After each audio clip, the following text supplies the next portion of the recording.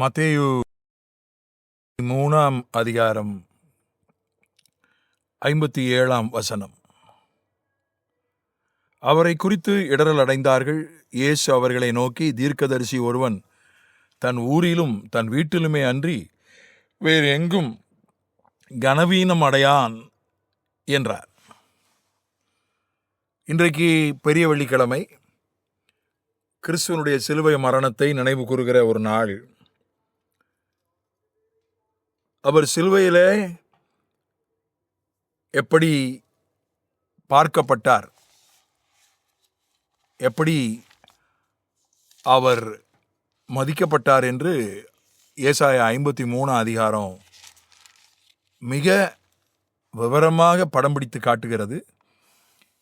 அதிலே 3ஆம் வசனத்தினுடைய கடைசி பகுதி, அவரை எண்ணாமல் போனோம். 3ஆம் வசனம் சொல்கிறது, ஏசாயா 53 அவர் அசட்டை பண்ணப்பட்டவரும் மனுஷரால் புறக்கணிக்கப்பட்டவரும். மறுபடியும் கீழே அதே வசனத்தில் அவர் அசட்டை பண்ணப்பட்டிருந்தார், அவரை எண்ணாமல் போனோம். 4ஆம் வசனம் அதனுடைய 2வது பகுதி, நாமோ அவர் தேவனால் அடிபட்டு வாதிக்கப்பட்டு சிறுமைப்பட்டவர் என்று எண்ணினோம். இயேசு கிறிஸ்து சொன்னார், ஒரு தீர்க்கதரிசிக்கு எல்லா இடத்திலையும் மரியாதை உண்டு. எங்கேயாவது தீர்க்கதரிசிக்கு மரியாதை இல்லைன்னு சொன்னால் அது சொந்த வீட்டில் சொந்த ஊரில் தான் மரியாதை இல்லாமல் கனவீனம்னு தீர்க்கதரிசிக்கு வந்தால் அது சொந்த ஊரில் சொந்த வீட்டில் தான் அது வரும்னு சொன்னார். ஆனால் சிலுவையில் அவர் எவ்வளவாய் அவமதிக்கப்பட்டார் என்று நம்ம பார்க்கிறோம். அவர் புறக்கணிக்கப்பட்டார், அசட்டை பண்ணப்பட்டார். அவரை ஒரு மனுஷனாவே அவங்க கருதவில்லை. 22ஆம் சங்கீதத்தில், நானும் ஒரு புழு மனிதன் அல்ல, அவர் தன்னை வெறுமையாக்கி மனித சாயலானார். சிலுவையில் அந்த மனிதனை விட அவர் தன்னை கீழே தாழ்த்த வேண்டியதாயிற்று. 22:6 சங்கீதத்தில், நானும் ஒரு புழு மனுஷன் அல்ல, மனுஷரால் நிந்திக்கப்பட்டும் ஜனங்களால் அவமதிக்கப்பட்டும் இருக்கிறேன். 22ஆம் சங்கீதமும் சிலுவை பாடுகளை மிக அழகாக சித்தரிக்கிற ஒரு தீர்க்க தரிசனம். ஆக அவர் ஒரு புழுவை போல, ஒரு பூச்சியை போல எண்ணப்பட்டார், அவமதிக்கப்பட்டார், அவமானப்படுத்தப்பட்டார். ஏன்னா அவர் சிலுவையில் ஒரு தீர்க்கதரிசியாக அவர் தன்னை ஒப்பு கொடுக்கவில்லை. ஊழியம் செய்தது தீர்க்கதரிசியாக ஊழியம் செஞ்சார்.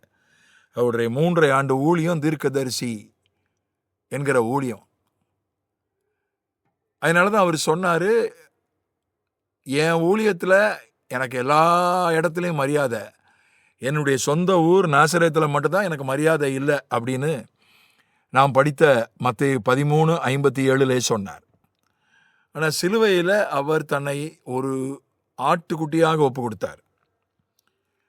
53ஆம் அதிகாரம் ஏசாயா சொல்லுது, அவர் தன்னை ஒரு ஆட்டுக்குட்டியாக, 7ஆம் வசனம் அதனுடைய 3வது வாக்கியம், அடிக்கப்படும்படி கொண்டு போகப்படுகிற ஒரு ஆட்டுக்குட்டியை போலவும், தன்னை மயிர் கத்தரிக்கிறவனுக்கு முன்பாக சத்தமிடாதிருக்கிற ஆட்டை போலவும் அவர் தம்முடைய வாயை திறவாதிருந்தார்.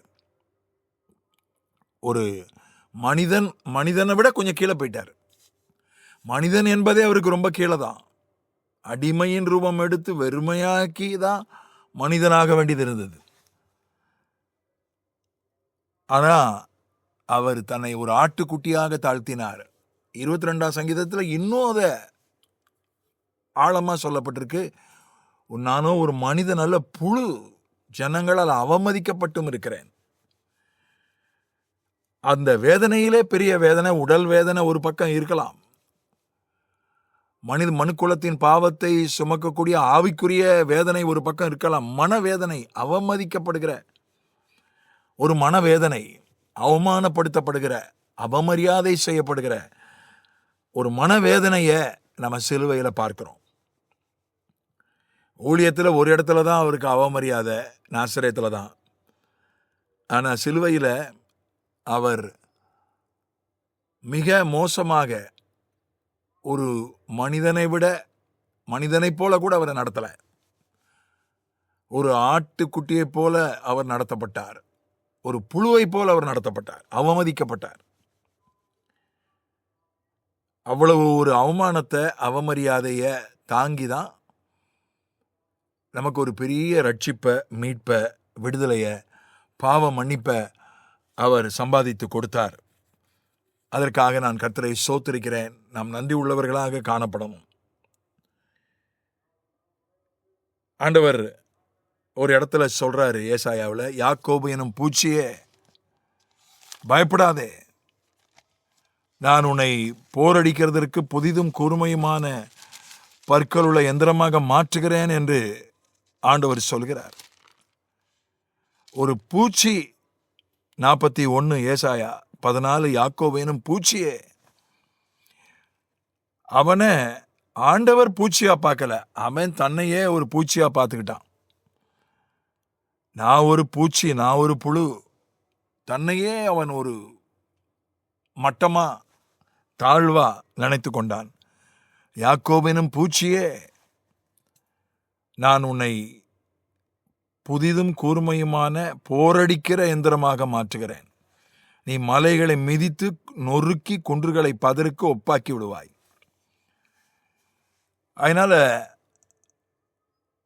இயேசுநாதரும் ஒரு யாக்கோபினுடைய சந்நிதியில் பிறந்து, ஒரு இஸ்ரவேலின் சிறு கூட்டத்தில் பிறந்து, இஸ்ரவேலின் சிறு கூட்டமே அதுவும் அங்கே சொல்லப்பட்டிருக்கு ஏசாயா 41:14.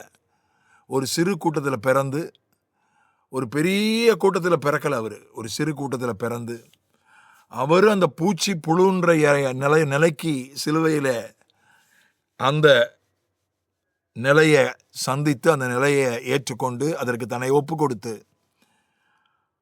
இங்கே சொல்லப்பட்டிருக்கிற மலைகளை மிதித்து நொறுக்குகிற, குன்றுகளை பதரை போல பறக்க வைக்கிற ஒரு எந்திரமாக அவர் சிலுவைக்கு பின்னால விளங்குகிறத நம்ம பார்க்கிறோம். அதனால இந்த அவமரியாதை, இந்த அவமானம், கனவீனம் என்பது ஒரு பெரிய ஆசீர்வாதம். வரப்போகிற ஆசீர்வாதத்திற்கு அது ஒரு முன் அடையாளம். அது அதற்கான ஒரு வழி. ஆகவே நமக்கு வருகிற அவமானங்களுக்காக கர்த்தரை ஸ்தோத்திரிப்போம். கர்த்தருக்காக படுகிற அவமானங்கள், கர்த்தருடைய வார்த்தைக்காக, அவருடைய நாமத்திற்காக, ஊழியத்திற்காக படுகிற அவமானங்களுக்காக கர்த்தரை ஸ்தோத்திரிப்போம். அதுதான் நம்மை மலைகளை மிதிக்கக்கூடிய எந்திரங்களாக நிச்சயமாக மாற்றும். ஆமென்.